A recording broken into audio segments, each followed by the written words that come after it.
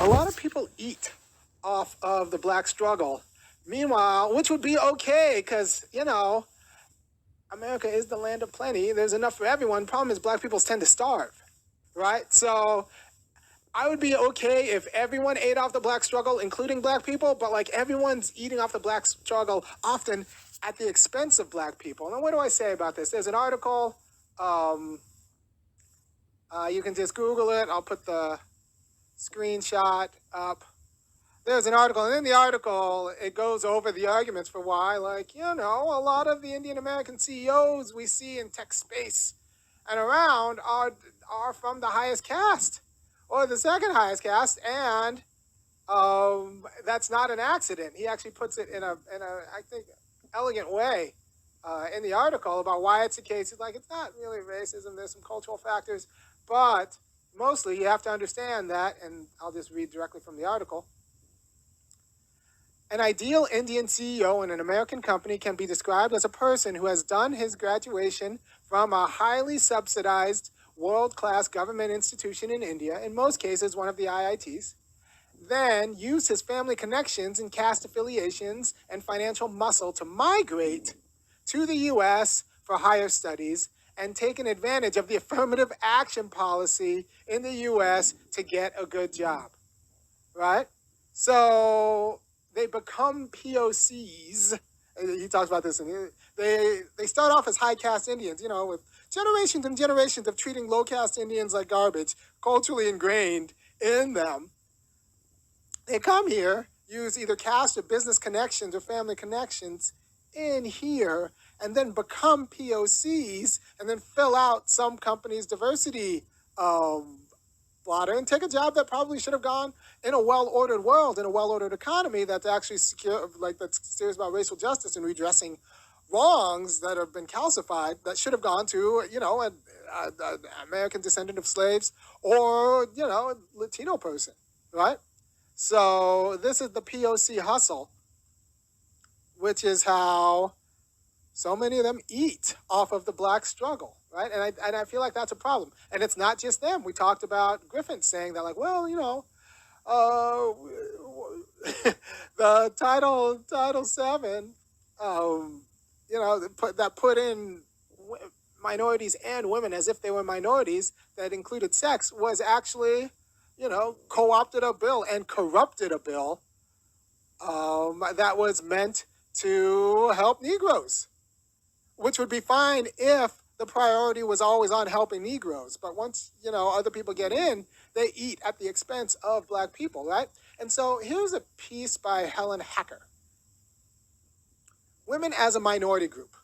Women were not considered a minority group because that, once they got the vote, there are a lot of them, right? And so, in no way there are more. They live longer. Women are a lot of things. They're women, and they have issues as women, but they're not a minority group. And when you call them a minority group, it doesn't eliminate the women's struggle nearly as much as it relativizes the black struggle, right? So you're not an oppressed minority. You might be subordinated in some fields and accelerated in some fields, right? Teachers, so there is sex and gender and racial occupational segregation, but you can't treat women as a minority group because the dominant power doesn't have the same relationship to their women as they have to subordinate class men, right?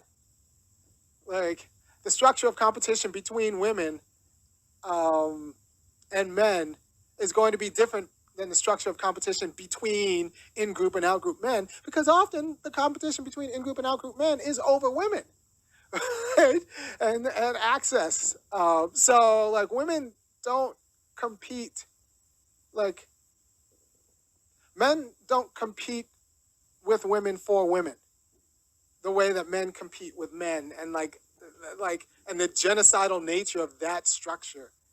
And then that's one reason why white women will never be as disposable, as rank disposable, liable to genocide as black men and eventually black women, like black communities in general, like they can be disposable. White people need white women in the way that they don't need the extraneous Negro, and that's like it's a paternalism is less genocidal than racism. And we have to take that seriously. Hey, look, if you're interested in anything I'm saying, go ahead and go and read Social Dominance by Jim Sidanius and Felicia Pareto, or The Man Not by Tommy Curry. You know, chapter 2 of Social Dominance just kind of like lays out so much that I just wish more people read all of that. And then also, you know, The Man Not is a great book. But the intervention I want to make is that women became a minority group. Right? So like I'm a fan of gender justice, and I do think that we can talk about gender justice in a I think a very interesting way, but don't conflate gender issues with race issues. And I don't want to see black persons of color and women in all a sentence. Like those are three different groups. I don't mind when black people are linked in with Native Americans, but I even think Native Americans should get their own thing. And same with Latinos. I think like we need to be specific about the struggle of African American descendants of slaves, Jim Crow, racial terrorism, and like that was targeted to like black communities. And then we could talk about like maybe gender and how it targets black men and black women differently. But first we have to like be clear on the genocidal logic of American racism regarding black communities. And if it gets conflated with other issues, then those other issues get dealt with at the expense of, you know, the degradation that's shot through in black communities, right? So you got all of these people eating off the civil rights struggle and off of the black struggle while black people starve, right? POCs, persons of color, eat off of the black struggle while black communities starve. Women eat off the black struggle.